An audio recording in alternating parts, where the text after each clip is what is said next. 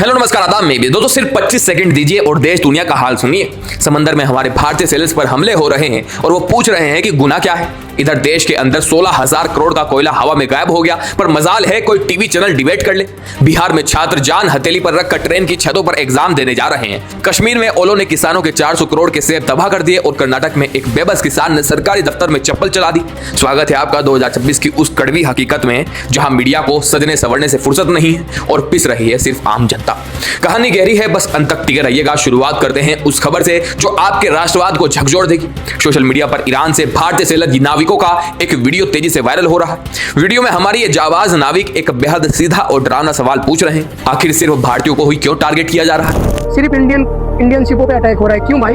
आप एक दूसरे का लड़ाई हमको बीच में क्यों ला रहे हो? कल एक शिप पे अटैक हुआ, उस शिप पे मैंने काम किया था भाई। मैंने कैप्टन साहब से बात किया, बोला उन्होंने वार्निंग दिया और डायरेक्ट मिसाइल डाल दिया ओमान में। रिपोर्ट्स की माने तो गल्फ ऑफ ओमान में अमेरिकी नेवी द्वारा भारतीय क्रू वाले जहाजों पर अब तक 3 बार हमले हो चुके हैं और दर्दनाक बात यह है कि इन हमलों में हमारे 3 भारतीय नाविकों की जान जा चुकी है। इंटरनेशनल वाटर्स में ड्यूटी कर रहे इन मासूम नागरिकों की सुरक्षा दांव पर है। एक तरफ हम ग्लोबल पावर बनने की बात करते हैं और दूसरी तरफ समंदर में हमारे ही लोगों को टारगेट किया जा रहा है। इंटरनेट पर लोग पूछ रहे हैं कि इस पर हमारा विदेश मंत्रालय कड़ा एक्शन कब लेगा? इन परिवारों की चीखें हेडलाइंस क्यों नहीं बन रही है? तो हमारा मेन स्ट्रीम मीडिया कहां सो जाता है? 4-4 किलो मेकअप पोत कर स्टूडियो में चिल्लाने वाली टॉनिक एंकरों को इसमें कोई डिबेट नजर क्यों नहीं आती? क्योंकि एजेंडा फिट नहीं बैठता। तो जरा कोलकाता की इस महिला की बात सुनिए जो बंगाल चुनाव के बाद कह रही है कि जब से बीजेपी जीती है बुलडोजर एक्शन शुरू हो गया है, हमें परेशान किया जा रहा है और जो 3,000 रुपए का वादा था वो भी नहीं मिला। इस सरकार ने गरीबों को बर्बाद कर दिया है। नहीं अभी जब वोट पड़ा है तब से थोड़ा थोड़ी करने लगा। हम लोग का नहीं मिलता है 3,000। बोला था देंगे। हम लोग का नहीं मिलता है 3,000। हम लड़के पता हमको 3,000 नहीं मिलता है, पैसा नहीं आया। हम लोग का मजदूरी करता है, सीमेंट बालू में काम करता है, तब रोजी रोटी चलता है। साहब यही होता है जब वोट काम स्कूल और अस्पताल पर नहीं बल्कि सिर्फ मजहब की लाइनों पर दिया जाता है। जनता को बाद में समझ आता है कि धर्म की राजनीति से पेट नहीं भरता। अच्छा चलिए एक छोटा सा टेस्ट लेते हैं। अगर आपके मोहल्ले से एक साइकिल चोरी हो जाए तो शोर मच जाता है ना, लेकिन क्या आप कल्पना कर सकते हैं कि 1-2 नहीं बल्कि 1,000 कोयले से भरी ट्रेनें देश से गायब हो जाए और किसी को कानो कान खबर ना हो? जी हाँ, सिंगरेनी कोयलेज SCCL से लगभग 40 लाख टन कोयला गायब हो गया है, जिसकी कीमत है पूरे 16,000 करोड़ रुपए। खुद कोयला मंत्री जी किशन रेड्डी ने इस पर अर्जेंट जांच बिठाई है। लेकिन मजेदार बात देखिए, ना तो टीवी पर कोई प्राइम टाइम डिबेट है, ना कोई पत्रकार चिल्ला रहा है, ना कोई हैशटैग ट्रेंड कर रहा है और ना ही कोई विपक्ष सड़क पर उतरा है। क्यों? क्योंकि भारत में अब भ्रष्टाचार कोई मुद्दा नहीं बचा है। जनता मस्त है मंदिर मस्जिद और बुलडोजर की पॉलिटिक्स में और पीछे से सिस्टम के बड़े बड़े खिलाड़ी हजारों करोड़ डकार रहे हैं। वाह रे मेरे देश, अब जब कोयला गायब करने के लिए ट्रेनें मिल जाती हैं तो जरा उन ट्रेनों का हाल भी देख लीजिए जो देश का भविष्य तय करने वाली है। ये तस्वीरें बिहार की राजधानी पटना की हैं। देखिए किसी छात्र जान जोखिम में डालकर पटियों पर दौड़कर खिड़कियों से रेंग कर ट्रेनों में घुस रहे हैं, सिर्फ इसलिए ताकि वो समय पर अपने एग्जाम सेंटर पहुंच सके। इंटरनेट पर लोग चुटकी ले रहे हैं और गुस्सा भी निकाल रहे हैं कि काश जैसे राजनीतिक रैलियों के लिए गांव-गांव से लोगों को फ्री बसों और ट्रेनों में भरकर खाना खिलाकर आराम से लाया जाता है, वैसे ही शानदार इंतजाम इन गरीब छात्रों के लिए भी कर दिए जाते। लेकिन साहब छात्र कोई वोट बैंक थोड़ी है जो उनके लिए स्पेशल ट्रेन चलेंगी। वो तो बस एग्जाम की फीस भरेंगे और धक्के खाएंगे। और छात्र जिस सिस्टम के भरोसे पढ़ रहे हैं उस सिस्टम के बनाए स्कूलों की मजबूती भी देख लीजिए। बिहार के गोपालगंज से एक वीडियो वायरल हुआ जहां एक शख्स नए स्कूल के पिलर को हाथ से हिलाकर दिखा रहा है। ईंटों के बीच स्टील का नॉमिनेशन नहीं है, नाम के लिए पतले पतले तार डाल दिए गए। यहाँ पे एक स्कूल का बिल्डिंग बन रहा है और बिल्डिंग इतना बढ़िया बन रहा है कि आप देखिए कि 2 रॉड लग रहा है। आप जहां भी देखिएगा, देखिए चारों तरफ दिखाओ भाई, जहां भी देखिएगा 2 रॉड लगा के जो है यहाँ पिलर तैयार किया जा रहा है। इतना घटिया ईंटा इस्तेमाल हो रहा है ना कि आप जिसको देखिएगा तो कहिएगा कि देखिए। लोग तंज कस रहे हैं कि बिहार सरकार शायद स्कूल गिरने के बाद दिए जाने वाले मुआवजे की तैयारी पहले से ही कर लेती है, लेकिन अच्छे सीमेंट और सरिया लगाने की जहमत नहीं उठाती।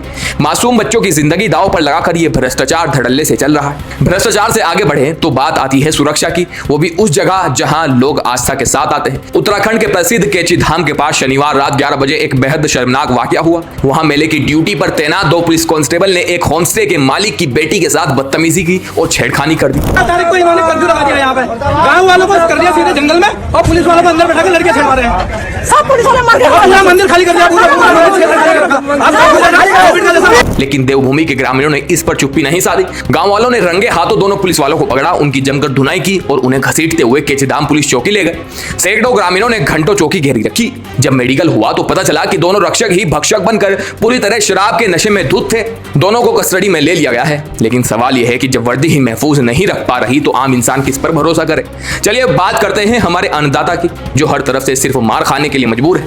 पहले बात कश्मीर की, जहां सिर्फ 22 मिनट के भयंकर ओला बारिश ने सेब की 30% फसल को मटिया मेट कर दिया। करीब 400 करोड़ रुपए का नुकसान। जब जमीनी रिपोर्ट में किसानों के इंटरव्यू सामने आए तो दिल दहल गया दोस्तों। एक किसान रोते हुए कह रहा था कि वो इस बर्बादी के बाद अपनी बेटी की शादी तक टालने पर मजबूर हो गया। किसी माँ को अपनी बेटी की शादी टालनी पड़ सकती है। अल्लाह का कहर बरकरार आया तो हमारा नुकसान बहुत नुकसान हुआ। 5वां बार ये है इस समय हमारा इलाका इसमें फंस गया। इनमें से कुछ लोगों का कहना है कि हमारे पास जान देने के अलावा कोई रास्ता नहीं बचा। और जब प्रकृति की मार से बचकर किसान सरकार के पास अपनी जमीन के मुआवजे के लिए जाता है तो वहां का हाल कर्नाटक के बागलकोट से आई इस वीडियो में देख लीजिए।